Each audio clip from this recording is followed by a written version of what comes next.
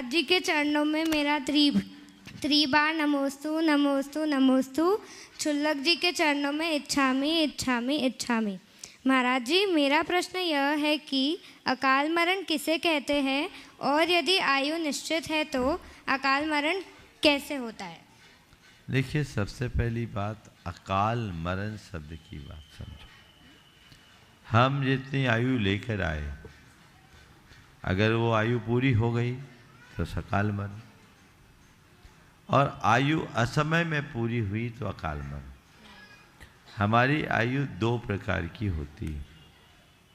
शास्त्र की भाषा में उसे कहते हैं निरुपक्रम आयु और सोपक्रम आयु। निरुपक्रम आयु यानी जितनी आयु लेकर आए उतनी आयु को यथावत भोगने वाली आयु, और सोपक्रम आयु यानी ऐसी आयु जिसको हम जितना लाए उसमें कुछ घटा दें, जिसमें कुछ व्यवधान हो, उसको बोलते हैं सोपक्रम आयु। हम सब सामान्य प्राणियों की जो आयु है ये सोपक्रम आयु। तो हम जितनी आयु लेकर आए हैं, कोई जरूरी नहीं कि हम अपनी आयु को पूरी कर करके ही जिए। हम असमय में भी अपनी आयु को खपा सकते हैं, और असमय में खपाए गए इसी आयु को अकाल मरण कहते हैं। समझ गए? इसके लिए एक शब्द आया है कदली घात मरण। क्या आया? कदली घात मरण किसको बोलते हैं? केले का जो पेड़ होता है वह एक ही बार फलता है, और एक बार फलने के बाद दोबारा उसमें फल नहीं लगता।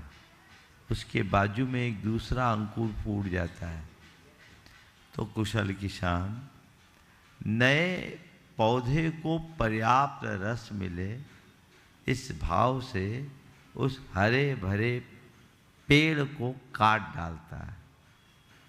इसी को बोलते हैं कदली घात मरण।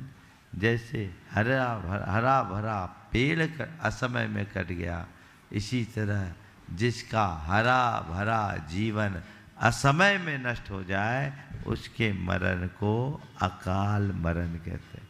समझ गए? इसके कारण भी बताए आचार्य कुंद ने।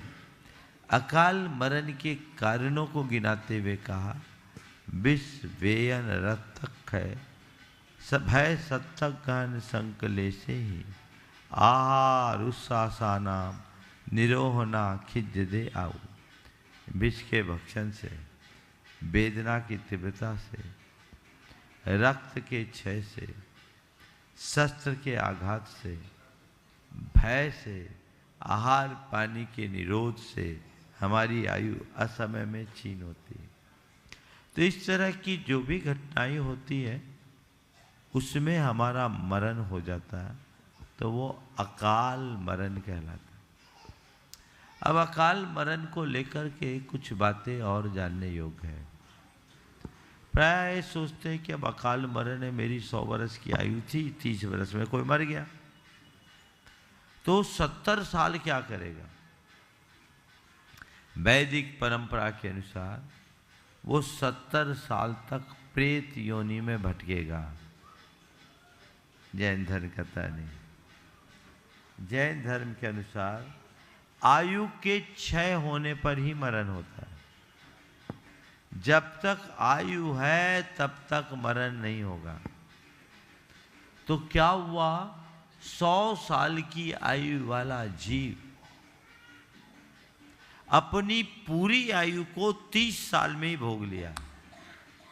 30 साल में ही नहीं, 30 महीने में भी हो सकता, 30 महीने में नहीं, 30 दिन में भी हो सकता, 30 दिन में ही नहीं, 30 मिनट में भी हो सकता, 30 मिनट में ही नहीं, 3 मिनट में भी हो सकता, और 3 मिनट में ही नहीं, 3 सेकेंड में भी हो सकता।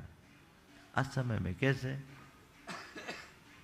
आप लोग गैस में खाना बनाती हो, 15.5 लीटर गैस होती है, इतनी होती, कम हो गई 14.5।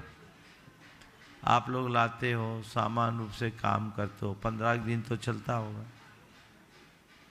लेकिन बर्नर लीक करने लगे तो जल्दी खत्म हो जाए, और टंकी बस्ट हो जाए तो तुरंत खत्म हो जाए।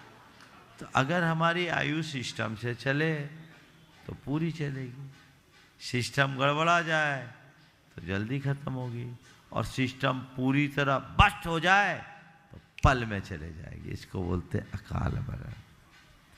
तो आयु के क्षय से ही मृत्यु होती है, और आयु का यह क्षय समय पर भी होता है, असमय में भी होता है। अब कोई कहे उसका अकाल में मरना ही निश्चित था, तो हम उसे अकाल मरण क्यों कहें? ऐसा हमारे शास्त्रों में नहीं लिखा। हमारे भगवंतों ने तो ये बोला कि अगर पूरी आयु लेकर आया और मरा तो अकाल मरण, और पहले मर गया तो अकाल मरण। और सुन करके आश्चर्य करोगे, धवला में ऐसा आया है सिद्धांत ग्रंथ में कि एक जीव 1 कोटि पूर्व की आयु लेकर जन्मा। कितनी आयु?